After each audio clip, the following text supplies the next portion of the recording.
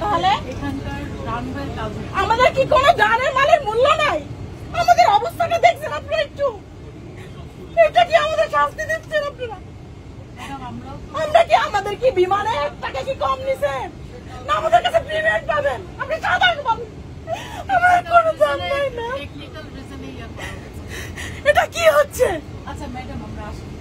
এই যে আপনাদের সিনিয়র স্টাফকে দেখেন, এখানে সিনিয়র স্টাফ কোথায়? দেখেন কালকে থেকে আজকে পর্যন্ত আমাদের কোনো খোঁজই নাই। কালকে থেকে এই পর্যন্ত কোনো খোঁজ খবর কোনো কিছু নিচ্ছে না বাংলাদেশ বিমানে। 8:30টায় ফ্লাইটের কথা, সেখানে 9:40 এখানে বিমান ছাড়ার পরে এখানে এসে নাগপুরে ল্যান্ড করছে। বলছে যে ওয়েদারের সমস্যা, কোনো ওয়েদারের সমস্যা না, আগুন জ্বলছে তার জন্য এখানে ল্যান্ড করার পর কালকে থেকে এই পর্যন্ত কোনো আমাদের খোঁজ খবর নেয় না। আমার বিমানের যাত্রীরা প্রচন্ড পরিমাণে অসুস্থ, তারপরে কোনো খোঁজ নাই খবর নাই। কেন এখন এখানে 2 ঘন্টা কেন ল্যান্ড করবে? কি কারণটা কি? কোন ধরনের কোনো ধরনের সুযোগ সুবিধা নাই, কোনো ধরনের সুযোগ সুবিধা নাই। আমরা কি মানুষ না? আমরা প্রবাসী বলে কি তাই বলে আমাদের সাথে এরকমটা হবে?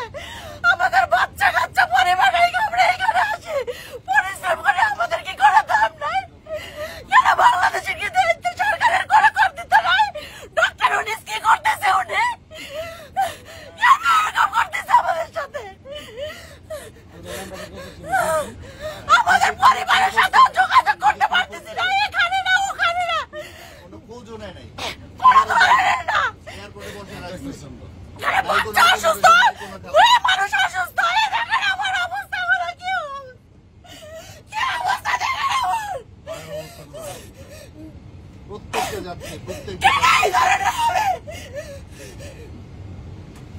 এখানে প্রতিটা যাত্রী এবং এই যে আমার ভাইয়েরা আছে, বোনেরা আছে, আমরা গতকাল রাতে ওনারা খবর নিউজ করাইছে বাংলাদেশে, ওনারা কি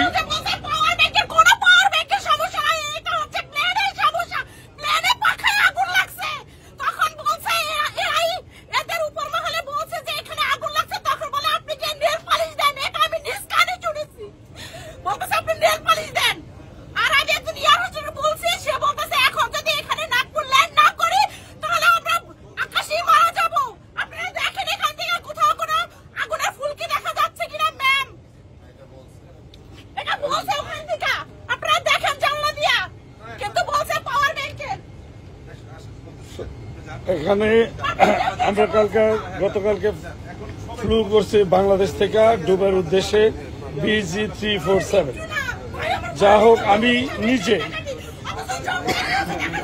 খেলা দেখার জন্য দুবাই যাইতেছিলাম। খেলা তো দূরের কথা, খেলা কিছু দেখতেই পারবো না। আর ওনারা বলছে যে ওনারা নাকি আমাদের ফুল সাপোর্ট দিছে নাক করে না, এটা বলছে, কিন্তু এই যে এটা বলছে ওনারা আমাদের ফুল সাপোর্ট করছে নাকি ওনারা।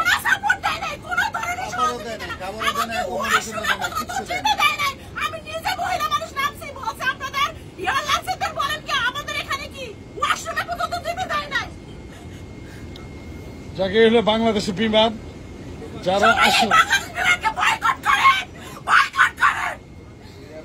বাংলাদেশ বিমান আসলে আমাদের একটা প্রতিষ্ঠান এবং এটা আমাদের জন্য, আমাদের বাংলাদেশের জন্য একটা লস্ট প্রজেক্ট। এখানে যারাই আসে তারা দুর্নীতি করে টাকা কামায়, টিকিট পাওয়া যায় না, টিকিটের দাম অনেক, তারপরে সার্ভিস তো নাই। এদের বিরুদ্ধে আমরা বিচার চাই। এবং এই উপদেশটা যে থাকো তুমি, তোমার উদ্দেশ্য করে একটা কথা বলতে চাই যে তুমি এটা তাড়াতাড়ি তদন্ত করে দেখবা। কারণ তুমি যত বড় উপদেষ্টা হও, তুমি তার আমাদের উপর দিয়ে না, তোমার মতো উপদেষ্টাদের দেখার মতো ক্ষমতা আমাদের বাংলাদেশের জনগণের আছে। আমরা যে কোনো সময় তোমাদের মতো যে কোনো উপদেষ্টাকে দেখতে পারি। তো যাই হোক, আমরা এখনো এই রানওয়েতে বসে আছি নাগপুরের।